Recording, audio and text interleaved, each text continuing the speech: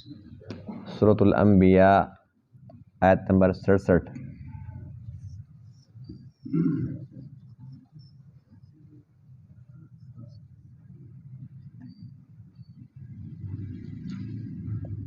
سمجھ آ گئی 67 کی؟ اچھی بات ہے۔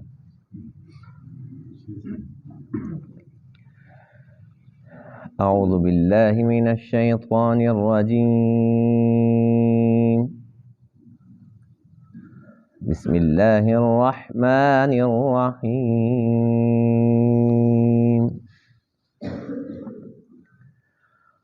قالوا حرقوه وانصروا آلهتكم إن كنتم فاعلين۔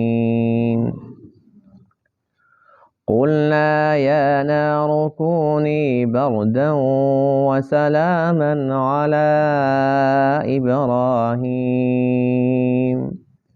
وأرادوا به كيدا فجعلناهم الأخسرين ونجيناه ولوطا إلى الأرض التي باركنا فيها للعالمين ووهبنا له إسحاق ويعقوب نافلة وكلا جعلنا صالحين وجعلناهم أئمة يهدون بأمرنا وأوحينا إليهم فعل الخيرات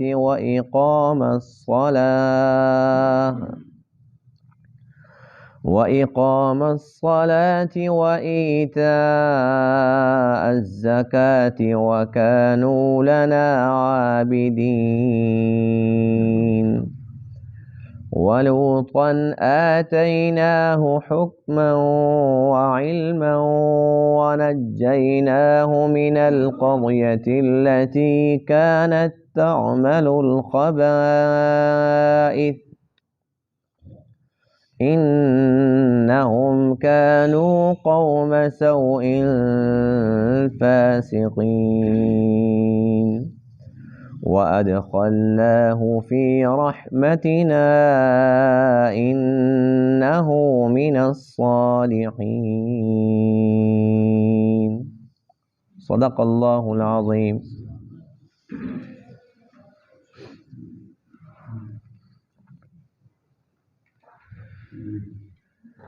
گزشتہ آیات میں ذکر چل رہا تھا حضرت ابراہیم خلیل اللہ علیہ السلام کا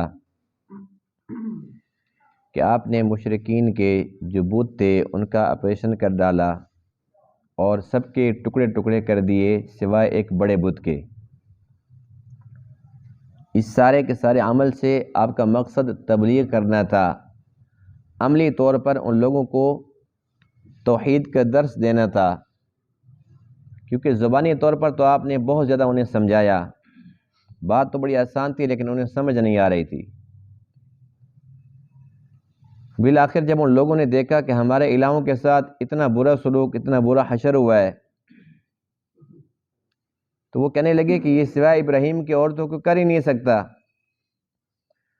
ابراہیم علیہ السلام سے جب اس بابت پوچھا گیا کہ کیا آپ نے سارا کچھ کیا، تو آپ نے فرمایا کہ یہ جو بڑا بت کھڑا ہوا ہے کلاڑا بھی اسی کے پاس ہے، باقی تو سارے کے سارے ٹوٹ گئے، یہ جو سلامت ہے اس کے ساتھ بات کرو۔ وہ اندر سے تو بڑے شرمندہ ہوئے، یہاں تک کہ پہلے آپس کے اندر ایک دوسرے کو بھی وہ ملامت کرنے لگے کہ اگر ہم یہ برا کام نہ کرتے آج کم سے کم یہ باتیں تو ہمیں نہ سننا پڑتی۔ بالآخر بات الہوں کی تھی، کہنے لگے اے ابراہیم تجھے سارا پتہ ہے کہ یہ بیچارے بول نہیں سکتے۔ بس جب وہ اس مقام پر پہنچے تو پھر آپ نے اپنا جو درس تھا، جو آپ کا مقصد تھا، آپ نے وہ شروع فرما دیا کہ تم عجیب بے عقل لوگ ہو، اللہ کو چھوڑ کر تم ان کی عبادت کرتے ہو جو سنتے نہیں، جو دیکھتے نہیں، جو بولتے نہیں۔ جب وہ تمہارے ساتھ کلام نہیں کر سکتے تمہاری بات سن نہیں سکتے تو تمہاری حاجات کیسے پوری کر لیں گے؟ اب اس ساری کے ساری تبلیغ کا ان کے اوپر برا اثر ہوا، الٹا اثر ہوا۔ چاہیے تو یہ تھا کہ وہ اس حق بات کو سمجھنے کی کوشش کرتے، بات حق بھی تھی، آسان بھی تھی، لیکن ان لوگوں نے مزید دھمکیاں دینا شروع کر دی۔ آج کے درس کے اندر ان آیات کریمہ کے اندر ان کی دھمکیوں کا اور جو کچھ ان لوگوں نے کیا اس سارے کے سارے کا تذکرہ ہے۔ اللہ فرماتے ہیں کہ وہ سارے کے سارے اکٹھے ہوئے اور ان کی کابینہ نے ایک متفقہ فیصلہ کیا کہ اگر اپنے الہوں کے بارے کچھ کرنا ہے، ان کی مدد کرنی ہے، تو ضروری ہے کہ اس وقت روئے زمین پر ایک ہی ہمارے الہوں کا دشمن ہے، ابراہیم، اس کو راستے سے ہٹاؤ۔ کہنے لگے اس کے لیے ایک ہی طریقہ ہے کہ اس کو سزا بھی دینی ہے اور عبرتناک زندہ آگ کے اندر ان کو جلاؤ۔ ان لوگوں کا منصوبہ تھا، انہوں نے اپنے منصوبے پر عمل کر دیا، آگ جلائی، اس کے اندر آگ کو ڈالا بھی گیا۔ اللہ فرماتے ہیں کہ عین اسی وقت جب ابراہیم کو آگ کے اندر ڈالا گیا، ہم نے آگ کو حکم دے دیا کہ اے آگ ابراہیم کے لیے ٹھنڈی بھی ہو جا اور سلامتی والی ہو جا۔ اتنی ٹھنڈی بھی نہیں نا کہ ٹھنڈ لگنا شروع ہو جائے، ٹھنڈی بھی ہو اور سلامتی والی ہو۔ پھر اللہ فرماتے ہیں کہ ہم نے اپنی قدرت انہیں دکھائی کہ ان کا ارادہ تھا ابراہیم کو ختم کرنے کا، اور ہمارا ارادہ یہ تھا کہ ابراہیم کو سلامت بھی رکھنا ہے اور اس کی نسل کو بھی چلانا ہے اور اس کی نسل سے انبیاء کا سلسلہ بھی شروع کرنا ہے، ان کو مزید نوازنا ہے۔ تو اللہ فرماتے ہیں کہ میرے منصوبے ہمیشہ کامیاب ہوتے ہیں اور میرے غیر کے منصوبے جو میرے منصوبے کے ساتھ ٹکراتے ہوں ہمیشہ وہ ناکام ہوتے ہیں، فیل ہوتے ہیں۔ ان لوگوں نے ابراہیم کو ختم کرنا چاہا، اللہ فرماتے ہیں کہ ہم نے ان کو وہاں سے نجات عطا فرمائی، حکم دیا کہ یہاں سے ہجرت کر کے چلے جاؤ، اس وطن کو بھی چھوڑ دو۔ جہاں اللہ نے بھیجا وہاں پر اسحاق علیہ السلام عطا فرمائے، اس کے بعد پھر اسحاق کے بیٹے یعقوب علیہ السلام عطا فرمائے، یعنی بیٹا بھی دیا، پھر پوتا بھی دیا، بیٹا بھی نبی، پھر اس کے بعد پوتا بھی، پھر پوتے کا آگے بیٹا یوسف، وہ بھی نبی۔ تو اللہ فرماتے ہیں کہ اس ساری کی ساری لڑی کو ہم نے پیشوا اور مقتدا بنا دیا۔ یہ سارے کے سارے ابراہیمی تھے، ابراہیم علیہ السلام کی ذریت میں سے تھے، آپ کی نسل اولاد میں سے تھے، اور یہ دنیا کو ہدایت کے راستے دکھا رہے تھے اللہ کے فضل سے، اللہ تعالیٰ کے حکم سے۔ اس لیے کہ اللہ فرماتے ہیں کہ ہم نے ان کو پیشوا بنایا تو ان کو کچھ احکامات بھی عطا فرمائے، ہمیشہ بھلائی کی تبلیغ کرنی ہے، نماز کی بات کرنی ہے، زکوٰۃ کی بات کرنی ہے، اللہ کی بندگی کی بات کرنی ہے۔ نہ صرف یہ کہ وہ لوگوں کو تبلیغ فرماتے رہے بلکہ وہ ان تمام اچھی باتوں پر خود بھی عمل کرنے والے تھے۔ پھر اللہ فرماتے ہیں کہ ابراہیم علیہ السلام کے بھتیجے تھے لوط علیہ السلام، چونکہ سب سے پہلے لوط علیہ السلام ہی مردوں میں سے آپ پر ایمان لائے تھے اور آپ کی ہجرت کے اندر بھی وہ آپ کے ساتھ شریک تھے، تو اللہ فرماتے ہیں کہ پھر ہم نے ان پر بھی اپنا فضل فرمایا اور ان کو بھی نبوت سے سرفراز فرمایا۔ تو اللہ تعالیٰ نے ان آیات میں کیا سبق دیا کہ وہی ہوتا ہے جو منظور خدا ہوتا ہے۔ دشمن لاکھ بھی برا چاہے تو وہ کیا کر سکتا ہے؟ کچھ بھی نہیں بگاڑ سکتا۔ سارا کفر، ساری طاقتیں اکٹھی ہو کر ابراہیم کا ایک بال بھی بیکا نہیں کر سکی، کیونکہ اللہ تعالیٰ آپ کے ساتھ تھے۔ جو حق پر ہوتا ہے اللہ تعالیٰ اس کے ساتھ ہوتے ہیں۔ اس لیے ہمیں چاہیے کہ اپنی زندگی میں کبھی بھی حق اور باطل دو راستے ہمارے سامنے اگر آ جاتے ہیں تو ہم نے باطل کو چھوڑ دینا ہے اور حق کو اپنانا ہے۔ بے شک ظاہری حالات کے اندر تکالیف بھی نظر آ رہی ہوں، مشکلات، مصیبتیں نظر آ رہی ہوتی ہیں، لیکن ہمیں اطمینان رکھنا چاہیے کہ اللہ کا وعدہ حق ہے، اللہ تعالیٰ ہمیشہ حق والوں کے ساتھ رہتا ہے۔ قالوا، ان لوگوں نے کہا، کس نے کہا؟ مشرکین نے کہا، حرقوہ، ابراہیم کو جلا ڈالو، وانصروا آلہتکم، اور تم اپنے الہوں کی مدد کرو. یہ ایک عجیب جملہ ہے، اپنے الہوں کی مدد کرو. ان کنتم فاعلین، اگر تم کچھ کرنے والے ہو. قلنا، ہم نے کہا، یا نارو، اے آگ، کونی بردن، تو ہو جا ٹھنڈی، وسلامن، اور سلامتی والی، علی ابراہیم، ابراہیم پر. وارادوا بہ کیدن، اور ان لوگوں نے ابراہیم علیہ السلام کے ساتھ ارادہ کیا نقصان پہنچانے کا. فجعلناہم الاخسرین، پس ہم نے کر دیا ان کو خسارے والا، الٹا ان کا نقصان ہو گیا. ونجیناہ، اور ہم نے انہیں نجات عطا فرمائی. ولوطن، اور لوط علیہ السلام کو بھی نجات عطا فرمائی. الی الارض التی بارکنا فیہا للعالمین، اس زمین کی طرف جس کے اندر ہم نے برکتیں ڈال رکھی ہیں تمام جہان والوں کے لیے. یہ زمین تھی شام اور فلسطین جو بابرکت خطہ ہے. وَوَهَبْنَا لَهُ اسحاق، اور ہم نے عطا کیا ابراہیم علیہ السلام کو اسحاق.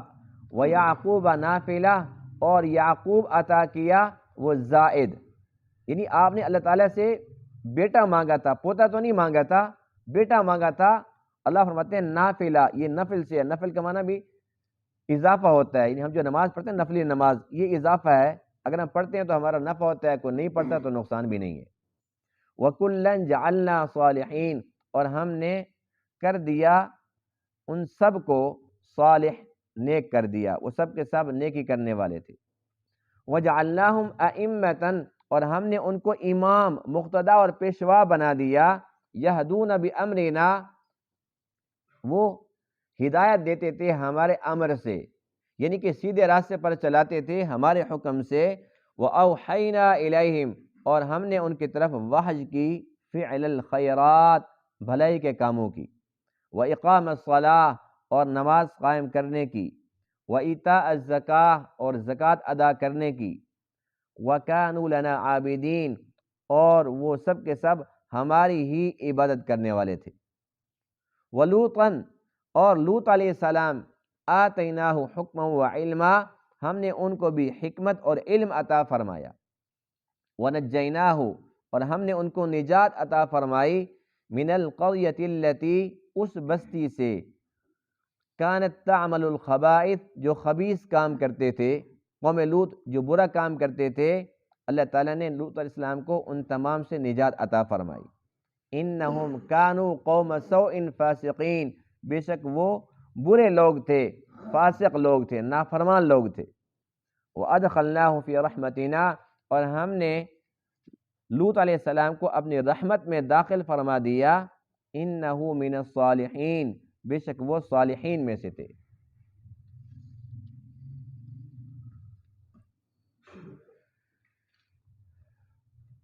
دنیا کا ضابطہ اور اصول یہ ہے کہ جب دو بندوں کی لڑائی ہوتی ہے، دو جماعتوں کی لڑائی ہوتی ہے، جو حق والے ہوتے ہیں وہ اپنے دلائل پیش کرتے ہیں، جو باطل والے ہوتے ہیں ان کے پاس دلائل تو ہوتے نہیں. جس طریقے سے مشرکین کے پاس کبھی بھی کوئی دلیل نہیں رہی سوائے اس کے کہ وہ کہتے ہیں جی ہمارے بڑے ایسا کرتے تھے، ہم بھی اس لیے کام کرتے ہیں. تو یہ کوئی دلیل کی بات تو ہے نہیں. تو جو باطل والا ہوتا ہے وہ اپنی طاقت آزماتا ہے. گلی میں، محلے میں ہم اکثر دیکھتے ہیں دو بندوں کی لڑائی ہو رہی ہوتی ہے تو جس کے پاس کوئی دلیل نہیں ہوتی وہ آگے سے گالیاں دے رہا ہوتا ہے. اگر اس کے پاس طاقت ہے تو پھر اپنے وہ پھر ہاتھ کو اور ڈنڈا لاٹھی جو اس کے ہاتھ میں آ جائے، یعنی کہ وہ طاقت کا استعمال کرتا ہے. یہ دنیا کا اصول ہے، تو ہر دور میں یہی اصول رہا. تو اسی طریقے سے جو مشرکین تھے، اب ظاہر سی بات ہے ان کے پاس جواب کچھ بھی نہیں تھا. حضرت ابراہیم علیہ السلام نے تو فرمایا کہ بھئی ان سے پوچھو. اندر سے شرمندہ بھی تھے کہ کیا پوچھیں. بھی جب اتنا نہیں پوچھ سکتے کہ ان بتوں کو کس نے توڑا ہے، بڑا بت ابھی تک سلامت ہے، کھڑا ہوا ہے، اگر اتنی بات نہیں پوچھ سکتے تو اندر سے تمہارا ضمیر کہتا ہے کہ ہم اسے کیسے پوچھیں، نہ بول سکتا ہے نہ سن سکتا ہے. ابراہیم علیہ السلام فرماتے ہیں یہی تو میں سمجھانا چاہتا ہوں کہ نہ یہ بول سکتے ہیں نہ سن سکتے ہیں. جب سنتے نہیں ہیں تو اپنی حاجات کیسے ان کے سامنے تم رکھتے ہو؟ کہ ہمارے مسئلے حل کرنے والے، یہ بارش دینے والا، یہ بیٹے دینے والا، یہ دولت دینے والا، جب سنتے ہی نہیں ہیں تو تمہارے مسائل کیسے حل کر سکتے ہیں؟ کتنا آسان سبق تھا، یہ بات تو سمجھ نہیں آئی۔ اب دو باتیں کی، ایک یہ کہ اپنے الہوں کی مدد کرو۔ اب یہ ایک عجیب فلسفہ ہے، کیونکہ ہم مسلمان ہیں، ہمارا الہ کے بارے میں، اللہ کے بارے میں تصور اور یقین اور عقیدہ یہ ہے، ایمان یہ ہے کہ اللہ مدد کرتا ہے، اور اللہ کو کسی کی مدد کی کبھی بھی ضرورت نہیں رہی اور نہ کبھی ہوگی، اس لیے کہ وہ صمد ہے، بے نیاز ذات ہے، اس کے کام سب کے بغیر بنتے ہیں اور سب کے اس کے بغیر نہیں بن سکتے، اور وہ ہر ایک چیز پر قادر ہے، اسی کا قبضہ ہے، اسی کی مرضی چلتی ہے۔ یدبر الامر من السماء الى الارض، آسمانوں کی بلندیوں سے لے کر زمینوں کی پستیوں تک اسی کا حکم چلتا ہے۔ وہ اتنا طاقت والا رب ہے، اس کی کیوں کا مدد کرے گا؟ مدد اس کی جاتی ہے جو کمزور ہو، جو ضعیف ہو، اور اللہ تعالیٰ قوی ہے۔ جب اللہ تعالیٰ قوت والا ہے، عزیز ہے، غالب ہے، شان والا ہے، تو وہ تو مدد کرتا ہے۔ لیکن مشرکین کا عقیدہ یہ ہے کہ اپنے الہوں کی مدد کرو، یعنی کہ وہ مان رہے ہیں کہ یہ کمزور ہیں، انہیں ہمارے سہارے کی ضرورت ہے، ہماری ہیلپ کی ضرورت ہے، ہم ان کی مدد کریں گے تو یہ بچیں گے، اگر ان کی مدد نہ کی تو ابراہیم کسی کو بھی نہیں چھوڑے گا۔ تو اللہ کا شکر ادا کرتے ہیں الحمدللہ کہ ہم مسلمان ہیں، اور ہمارا ضمیر مطمئن ہے کہ ہم اللہ کے بندے ہیں، اور اللہ ہمارا مددگار ہے۔ ہر موڑ پر وہی ہماری دستگیری فرماتا ہے، ہر موقع پر ہماری مدد فرماتا ہے الحمدللہ۔ تو مشرکین کا تو اتنا عقیدہ کمزور ہے کہ وہ خود کہہ رہے ہیں کہ ان کی مدد کرو۔ اب مدد کا طریقہ بھی یہ دیکھو نا، یہ نہیں کہا کہ یہاں کو پہرے دار کھڑا کر دو، کوئی چوکیدار کھڑا کر دو، کہنے لگے کہ جو دشمن ہے اس کا کام تمام کرو۔ یہ باطل کی دھمکی ہے، اور باطل ان دھمکیوں کے ساتھ کر کچھ بھی نہیں سکتا، کچھ کرنا بھی چاہے تو نہیں کر سکتا۔ اب ان لوگوں نے جو آگ جلائی، یہ فیصلہ کر دیا کہ بس زندہ ان کو آگ کے اندر پھینکنا ہے۔ اس آگ جلانے کے لیے 1 مہینے کا وقت طے ہوا۔ کتنا وقت؟ 1 مہینے کا، اور 1 مہینے کے اندر بہت گہرا گڑھا کھودا گیا، اور بہت بڑا گڑھا کھودا گیا، اور لکڑیاں اکٹھی کرنا شروع کر دی۔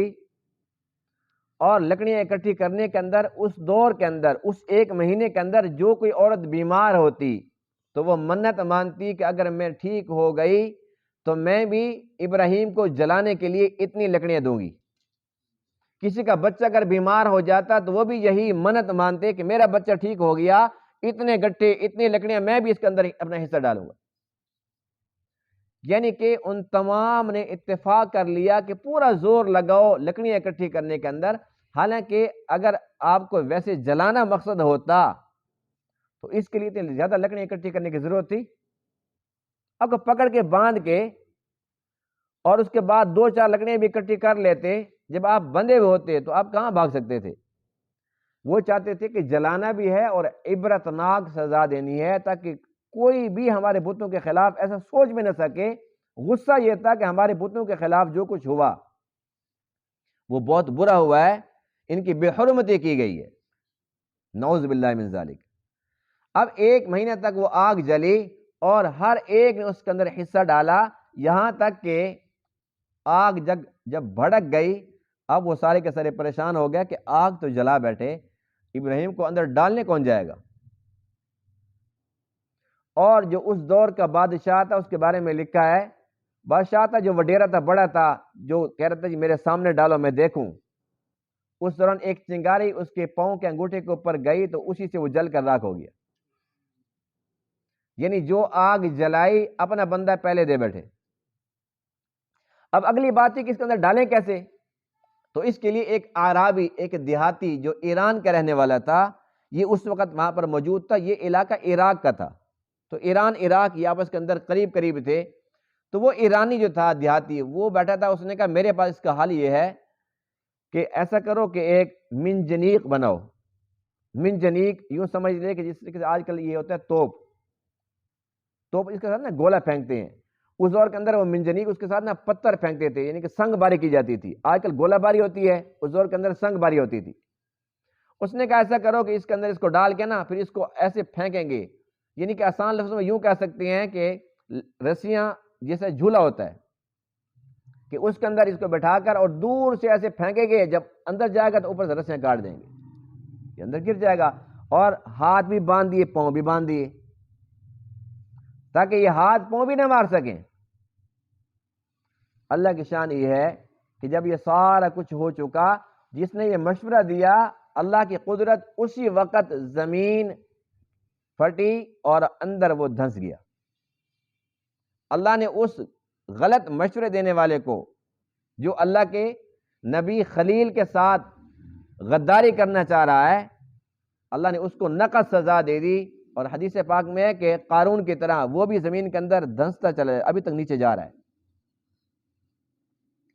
اب اس موقع پر جب سارے کے سارے دشمن اور سگا باپ آزر بھی دشمن ہے، اس کو بھی ترس نہیں آ رہا، اور آپ کی عمر مبارک اس وقت 16 سال کی ہے، ٹوٹل 16 سال کے. جب سارے کا سارا کفر اکٹھا ہو گیا، کسی کو کچھ رحم نہیں آ رہا تھا، اس وقت جبرائیل امین علیہ السلام تشریف لائے اور آ کر عرض کی، اے ابراہیم کچھ حاجت ہے تو بتاؤ، میں آپ کی مدد کروں.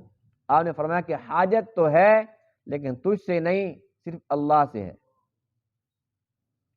اور اس کے بعد پھر حدیث پاک میں ہے کہ جو فرشتہ بارش پر مقرر ہے، یعنی کہ میکائیل کہتے ہیں کہ میں اس وقت اللہ کے حکم کی طرف میں متوجہ ہو گیا. ابھی اللہ مجھے حکم دے گا کہ ابھی بارش برسو اور ساری کی ساری آگ کو ٹھنڈا کر دو، اس کو بجھا دو. میں انتظار میں تھا لیکن اللہ تعالیٰ نے مجھے یہ حکم نہیں دیا. اب کہتے ہیں ڈوبتے کو تنکے کا سہارا، یہاں جبرائیل آیا ہوا ہے، تنکا نہیں، نوریوں کا سردار آیا ہوا ہے، اور مذاق کرنے نہیں آیا، اتنا با اختیار ہے کہ یہ آگ تو کچھ بھی نہیں ہے. قوم لوط کی تباہی کے لیے یہی فرشتہ آیا تھا، پوری بستی کو اٹھا کر لے گیا اور اوپر جا کر اس کو الٹا دیا. پوری بستی کو اٹھانے کی طاقت رکھتا ہے، جتنی بڑی آگ ہو، کیا چیز تھی.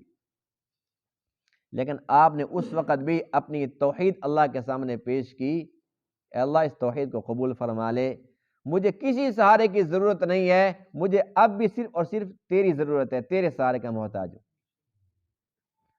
بس اللہ تعالیٰ ابراہیم سے خوش ہو گئے کہ یہ میرا ابراہیم ہے، میرا خلیل ہے. خلیل کہتے ہیں جگری دوست کو. اللہ فرماتے ہیں کہ یہ میرا جگری دوست ہے. کتنا بڑا اعزاز ہے. اب ابراہیم علیہ السلام کو جب یہ سارا کا سارا منظر کہ جبرائیل بھی چلا گیا اور میکائیل بھی بیچ میں نہیں آ سکا، سب کچھ ختم ہو گیا، اب اللہ نے براہ راست آگ کو حکم دیا. ابراہیم علیہ السلام جیسے ہی آگ کے اندر گئے، اسی وقت اللہ نے فرمایا اے آگ ٹھنڈی ہو جا اور سلامتی والی ہو جا. حدیث پاک میں ہے کہ روئے زمین پر جہاں جہاں آگ جل رہی تھی وہ ساری کی ساری ٹھنڈی ہو گئی. جو روٹی بنا رہے ہیں تو روٹی نہیں پک رہی، سالن بنا رہے تو سالن نہیں پک رہا. ہر آگ یہ سمجھتی ہے کہ جب اللہ فرماتے ہیں اے آگ، تو ہر آگ سمجھتی ہے کہ اللہ تعالیٰ نے مجھے حکم دیا ہے. پورا دن کسی کا کچھ بھی نہیں پکا. اس کے بعد پھر اللہ نے حکم دیا تمام آگ کو کہ میں نے صرف اس آگ کو حکم دیا ہے جو ابراہیم کے لیے خاص طور پر جلائی گئی، ان کو جلانے کے لیے، باقی سب آگ اپنا اپنا کام جاری رکھو. آگ جو ہے نا یہ ایک سبب ہے، اس کے اندر اللہ نے تصویر رکھی ہے کہ یہ جلا ڈالتی ہے. وہ مسبب الاسباب ذات ہے، تمام اسباب کی خالق ذات ہے. اس آگ کو اللہ نے پیدا فرمایا، جلانے کی تصویر اللہ نے رکھی، یہ اللہ کے حکم کی پابند اور محتاج ہے. جب اللہ تعالیٰ چاہتے ہیں تو جلاتی ہے، اگر اللہ تعالیٰ نہ چاہیں تو آگ جلا سکتی بھی نہیں. اب ابراہیم علیہ السلام جیسے آگ کے اندر گئے تو 40 دن اور بعض روایتوں میں آتا ہے کہ 50 دن. 40 دن بڑا عرصہ ہے. 40 دن تک وہ آگ جلتی رہی، بجھی نہیں ہے، اور آپ آگ کے اندر رہے. یہ ضرور ہوا کہ جیسے آپ آگ کے اندر گئے تو وہ رسیاں فوراً جل گئی، ختم ہو گئی، یعنی کہ اللہ تعالیٰ نے آپ کو آزاد کر دیا. جو ہاتھ پاؤں بندھے ہوئے تھے آپ آزاد ہو گئے. اور 40-50 دن اس آگ میں رہنے کے بعد اسی آگ سے جب آپ نکلے تو مکمل سلامت تھے، ایک بال بھی نہیں جلا تھا، اور جب آپ نکلے تو اس وقت آپ کی پیشانی کے اوپر پسینہ آ رہا تھا اور جبرائیل امین علیہ السلام وہ پسینہ صاف کر رہے تھے۔ جب ابراہیم علیہ السلام سے پوچھا گیا ابراہیم کیسی گزری آگ میں، فرمایا کہ جو مزہ آگ میں آیا نہ اس سے پہلے آیا نہ بعد میں آیا۔ اللہ تعالیٰ جب فضل فرماتے ہیں تو یوں فرماتے ہیں، آگ والی جو زندگی ہے، جو دورانی ہے 40-50 دن کا، فرمایا کہ وہ مثالی ہے، جو مزہ ان دنوں میں آیا وہ کہیں آئے نہیں ہے، بعد میں پوری زندگی نہیں آیا۔ اور حیرت کی بات یہ ہے کہ جب آپ آگ سے نکلے، سب سے پہلے آزر جو باپ تھا اس نے استقبال کیا، وہ تو سمجھتے تھے کہ ختم ہو گئے۔ اس نے وہاں پر ایک عجیب جملہ کہا، اس نے کہا ابراہیم میں مان گیا ہوں کہ تیرا رب ہے بہت طاقت والا، تیرا رب، یہ نہیں کہا اس نے کہ بھئی میں اس پر ایمان لاتا ہوں، اے ابراہیم تیرا رب ہے بہت طاقت والا، میں نے اس کی طاقت دیکھ لی ہے۔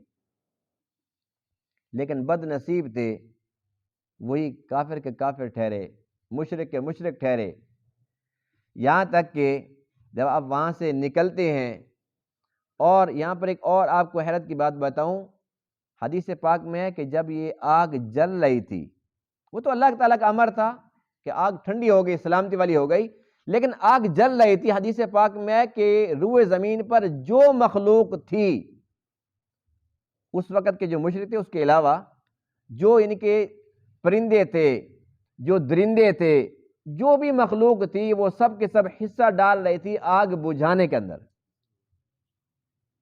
یہاں تک کہ جو چڑیاں ہیں یہ آ رہی تھی چونچ کے اندر، وہ پانی لا کر اس کے اندر ڈال رہی تھی۔ ظاہر سی بات ہے کہ اس چڑیا کو بھی پتا تھا کہ میرے اس قطرے کے ساتھ اس آگ نے کہاں بجھنا ہے، لیکن یہ سب پرندے یہ چاہتے تھے کہ قیامت کے دن ہم ابراہیم کے صف میں کھڑے ہوں، اللہ تعالیٰ کے سامنے ہم سرخرو ہو جائیں گے، اے اللہ ہمارے بس میں جو تھا وہ تو ہم نے کیا۔ تو ہمارے لیے بہترین سبق ہے نا، جو کہتے ہیں میں کیا کر سکتا ہوں، جتنا کر سکتے ہیں اتنا کر لو، اللہ کو راضی کرنا ہے نا۔ اللہ نے نہیں فرمایا کہ تم پہاڑ سر پر اٹھا لو، جتنا کر سکتے ہو وہ تو کر کے دکھاؤ۔ تو اس لیے مایوسی انسان کو کفر تک پہنچا دیتی ہے۔ پرندوں سے ہمیں یہ سبق حاصل کرنا چاہیے کہ اپنا اپنا حصہ ڈال رہے تھے۔ حدیث پاک میں کہ صرف اور صرف ایک جانور تھا جسے کہتے ہیں گرگٹ، یہ پھونکے مار رہا تھا کہ آگ بھڑکے، بد نصیبی۔ اب اللہ کے نبی نے اس کا نام لیا گرگٹ کا اور فرمایا کہ جہاں ملے اس کو مار دو۔ اللہ کے نبی فرماتے ہیں کہ یہ فاسق جانور ہے، حالانکہ انسان اور جن یہ اللہ تعالیٰ کے احکامات کے مکلف ہیں، یعنی کہ یہ فاسق فاجر ہو سکتے ہیں، اللہ تعالیٰ کے احکام کے اگر باغی ہو جاتے ہیں، بغاوت پر اتر آتے ہیں، نافرمانیاں کرتے ہیں، یہ فاسق فاجر ہوتے ہیں۔ اللہ کے نبی نے مہر لگا دی کہ گرگٹ فاسق ہے، جہاں ملے اس کو قتل کر دو۔ اب کتنی بڑی رسوائی ہے، اللہ کے نبی نے فرمایا کہ یہ فاسق ہے، اور قیامت کے دن اس کا حشر کہاں ہوگا؟ نمرودیوں کے ساتھ، یہ اس صف کے اندر ہوگی۔ کس نے پھونکیں ماری تھی، اس کی پھونک سے ہونا کچھ بھی نہیں تھا، اس نے حصہ ڈالا برائی کے اندر۔ تو اس میں کیا سبق ملتا ہے کہ کبھی بھی کسی برائی کو چھوٹا خیال نہ کریں کہ کیا ہوتا ہے، ہم اس کے حصہ دار بن گئے، ہم اس سسٹم کا حصہ بن گئے تو ہم خسارے والے ہو گئے۔ نیکی کوئی بھی ہو، چھوٹی کیوں نہ ہو، جب اللہ تعالیٰ توفیق دے دے تو وہ بڑی ہے الحمدللہ، اور برائی کوئی بھی ہو، چھوٹی ہو یا بڑی ہو، لیکن جو انسان اس سسٹم کا حصہ بن جاتا ہے وہ خسارے والا ہو جاتا ہے۔ اب اس تمام کے تمام عرصے کے بعد، یعنی کہ آپ کی عمر 16 سال ہے، اب قرآن یہ نہیں بتاتا کہ پھر وہ اتنے سال وہاں رہے، اتنے سال کے بعد یہ ہوا۔ قرآن تو سرسری بتاتا ہے کہ بس یہ حالات تھے، پھر ہم نے ان کو نجات دے دی، پھر ہم نے وہاں سے ان کو ہجرت کا حکم دے دیا۔ کتنے سال بعد ہوا، کتنے عرصے بعد ہوا، قرآن خاموش ہے۔ اس بات پر ہمارا ایمان ہے کہ جو کچھ اللہ نے فرمایا وہ حق سچ ہے، کہ جو مشرک تھے وہ سب کے سب نامراد ہوئے، ناکام ہوئے، اور ابراہیم علیہ السلام اکیلے حق پر تھے، وہ کامیاب ہوئے۔ بہت بڑی آگ جلائی گئی، لیکن ابراہیم علیہ السلام کا ایک بال بھی بیکا نہیں ہوا الحمدللہ۔ اس کے بعد اللہ فرماتے ہیں ہم نے ایک امتحان لیا تھا، ابراہیم علیہ السلام اس امتحان کے اندر 100% کامیاب نکلے۔ پھر ہم نے ان کو کیسے نوازا کہ آپ دعائیں کرتے تھے، رب ہب لی من الصالحین، اے اللہ مجھے نیک صالح بیٹا عطا فرما۔ تو اماں ہاجرہ سے اللہ نے حضرت اسماعیل دیے تھے۔ اسماعیل تو تھے لیکن اماں سارہ کی اولاد نہیں تھی۔ تو اسماعیل علیہ السلام تقریباً 16 سال کے، اور بعضوں نے لکھا کہ 13 سال کے تھے، یعنی کہ 15-16 سال کی عمر ہو گئی تھی۔ اماں ہاجرہ سے تو ایک بیٹا تھا، اماں سارہ سے کچھ نہیں تھا۔ اب دعائیں کرتے رہے، آپ کی عمر 83 برس کی تھی جب اللہ فرماتے ہیں کہ ہم آپ کو اسحاق دیتے ہیں۔ پھر اسحاق دیا، اور اسحاق کے بعد پھر یعقوب بھی ساتھ، یعنی کہ آپ کی عمر اتنی لمبی تھی، تقریباً آپ کی عمر 250 سال لکھی ہے، 250 سال۔ تو اپنی زندگی کے اندر اپنے بیٹے اسماعیل کو بھی دیکھا، پھر اماں سارہ سے اسحاق کو بھی دیکھا، اس کے بعد پھر ان کے جو بیٹے تھے اسحاق کے بیٹے یعقوب، ان کو بھی دیکھا، یعنی کہ پوتا بھی اللہ تعالیٰ نے دے دیا۔ مانگا بیٹا تھا، اللہ فرماتے ہیں جب میں دیتا ہوں تو پھر اپنی شان کے مطابق دیتا ہوں۔ بیٹا بھی دیا، پھر بیٹے کا بیٹا بھی دیا۔ اور نہ صرف یہ کہ ان کو ایسی نیک صالح اولاد دی، اللہ فرماتے ہیں کہ ہم نے آپ کی اولاد کو، ان سب کو امام بنا دیا، مقتدا بنا دیا، پیشوا بنا دیا۔ یہی وجہ ہے کہ یہود و نصارہ اور مشرکین مکہ سب ایک کا یہی دعویٰ تھا کہ ہم ابراہیمی ہیں، حالانکہ وہ یہودی تھے، وہ عیسائی تھے، وہ مشرک تھے، دعویٰ سب ایک کا تھا کہ بھی ہم تو ابراہیمی ہیں۔ یعنی اللہ تعالیٰ نے آپ کو اتنا بڑا رتبہ عطا فرمایا کہ ہر ایک ان کی طرف نسبت جوڑنے پر فخر محسوس کرتا ہے۔ پھر اللہ فرماتے ہیں ہم نے ان کو امام بنایا، تو امام کس چیز کے اندر بنایا؟ نیکیوں کے اندر۔ ہم نے ان کو فعل الخیرات، بھلائی کے کاموں کی ان کو ہم نے واج بھیجی کہ جو بھلائی کا کام ہے وہ کرو، نماز قائم کرنی ہے، زکوٰۃ ادا کرنی ہے، اللہ تعالیٰ کی بندگی کرنی ہے۔ وہ اللہ تعالیٰ کی مخلوق کو اللہ تعالیٰ کے ساتھ جوڑنے والے تھے۔ اور اس میں ساتھ ساتھ تذکرہ ملتا ہے لوط علیہ السلام کا، جو کہ آپ کے بھتیجے تھے، سگے بھتیجے۔ اللہ فرماتے ہیں فآمن لہ لوط، لوط علیہ السلام حضرت ابراہیم علیہ السلام پر ایمان لائے، وقال انی مہاجر الی ربی، اور کہنے لگے کہ میں اپنے رب کی طرف ہجرت کرنے والا ہوں۔ جب یہ ہجرت کر کے جا رہے تھے، اس دوران تو آپ کی عمر زیادہ ہو چکی تھی، ابراہیم علیہ السلام اللہ تعالیٰ کے نبی بن چکے تھے۔ جب آگ میں گئے تب تو 16 سال کے تھے، اتنا عرصہ گزرتا رہا، آپ 40 سال کے ہوئے، پھر آپ کو نبوت عطا ہوئی۔ پھر لوط علیہ السلام بچے تھے، پھر یہ ایمان لائے، پھر یہ بڑے ہوئے، تو راستے کے اندر شرق اردن کی طرف آپ کو نبی بنا کر بھیجا گیا، لوط علیہ السلام کو۔ اور جو ابراہیم علیہ السلام تھے وہ شام و فلسطین، شام و فلسطین جو یہ علاقہ ہے، اس کے بارے میں حدیث پاک میں ہے، بلکہ اللہ بھی خود فرماتے ہیں قرآن مقدس میں کہ یہ بابرکت خطہ ہے۔ اور حدیث پاک میں ہے کہ جو حشر کا میدان ہے وہ ملک شام میں سجے گا۔ تو ملک شام بہت زیادہ اہمیت کا حامل ہے۔ جتنی بھی احادیث ہیں قیامت کے متعلق، قیامت کی جو علامات ہیں اس کے متعلق، ان تمام کے اندر اکثر کے اندر ذکر ملتا ہے ملک شام کا۔ عیسیٰ علیہ السلام بھی ملک شام میں آئیں گے، دجال بھی وہیں پر قتل ہوگا، تو یہ حشر کا میدان جو وہیں لگنا ہے، یعنی کہ سب نے وہیں پر اکٹھا ہونا ہے۔ بہرحال لوط علیہ السلام شرق اردن کے علاقے کے اندر آپ نبی بنا کر بھیجے گئے، لیکن جو آپ کی امت تھی وہ بہت ہی بری ثابت ہوئی۔ اللہ فرماتے ہیں کانت تعمل الخبائث، وہ خبیث کام کرتے تھے، یعنی کہ لواطت کی ان کے اندر عادت تھی، اس کے علاوہ چوریاں کرتے تھے، اور بہت زیادہ ان کے اندر برائیاں تھیں، مہمانوں کو لوٹ لیتے تھے۔ ان کا مشغلہ تھا کوئی مہمان اگر آ گیا، نیا بندہ آ گیا، اس کو لوٹ لیتے تھے۔ اور لوط علیہ السلام ایسے نبی ہیں کہ ان کی جو امت ہے وہ صرف آپ کی 2 بیٹی ہیں،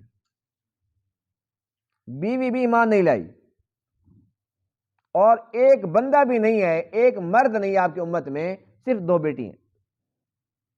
تو اللہ کے نبی فرماتے ہیں کہ میں نے بہت سارے نبیوں کو دیکھا، ان کی امتوں کو دیکھا، وہ معراج کی رات، فرمایا کتنے نبی ایسے تھے جن کے ساتھ ایک، کسی کے ساتھ 2، اور کوئی ایسا کہ امت ہے ہی نہیں۔ فرمایا کہ میں بہت خوش ہوا کہ سب سے بڑی امت میری تھی، الحمدللہ ہمارا نبی سب سے زیادہ شان والا ہے، ان کی امت سب سے بڑی ہے۔ اللہ کے نبی نے اپنی امت کی ذاتی پر فخر فرمایا، خوشی کا اظہار فرمایا، اور فرمایا کہ میری امت سب سے آخر میں آئی ہے اور سب سے پہلے جنت میں جائے گی۔ تو یہ سارا کا سارا اللہ کے نبی کے صدقے سے ہے، اللہ کے نبی کے توفیل ہے۔ اللہ تعالیٰ کا ہم شکر ادا کرتے ہیں۔ ہمیں چاہیے کہ اللہ کے نبی کے صدقے سے ہمیں اتنا کچھ عطا ہوا ہے تو ہمیں بھی اللہ کے نبی کی لاج رکھنی چاہیے۔ جن باتوں کا حکم عطا فرمایا ہمیں وہ کام کرنے چاہیے، جن باتوں سے آپ نے روکا ہے، منع فرمایا، ہمیں ان سے رک جانا چاہیے۔ اور اللہ کے بعد اگر سب سے زیادہ محبت کرنی ہے تو اپنے نبی پاک سے کرنی ہے، اتنی کرنی ہے۔ اللہ کے نبی فرماتے ہیں کہ اپنی اولاد سے، ماں باپ سے، اپنے خاندان سے، تمام انسانوں سے سب سے زیادہ مجھ سے محبت کرو گے تو تمہارا ایمان کامل ہوگا۔ تو اس بات کی ضرورت ہے کہ ہم کوشش کریں، اپنے آپ کو سمجھانے کی کوشش کریں کہ ہماری اولاد، ہمارا خاندان سب کچھ قربان ہو جائے آقا علیہ السلام کی محبت پر۔ لیکن آج کل ہم زبان سے باتیں تو کرتے ہیں، لیکن جب بات عمل کی آ جاتی ہے اللہ کے نبی کو ہم پس سے پوچھ ڈال دیتے ہیں، نعوذ باللہ من ذالک۔ صرف اپنے اولاد کی خاطر، چند ٹکوں کی خاطر ہم اللہ کے نبی کو بھول جاتے ہیں، تو یہ بہت بڑی بے وفائی ہے، ہمیں اس سے بچنا چاہیے۔ اللہ تعالیٰ تمام باتوں کو سمجھنے عمل کرنے کی توفیق عطا فرمائے۔ وآخر دعوانا الحمدللہ رب العالمین۔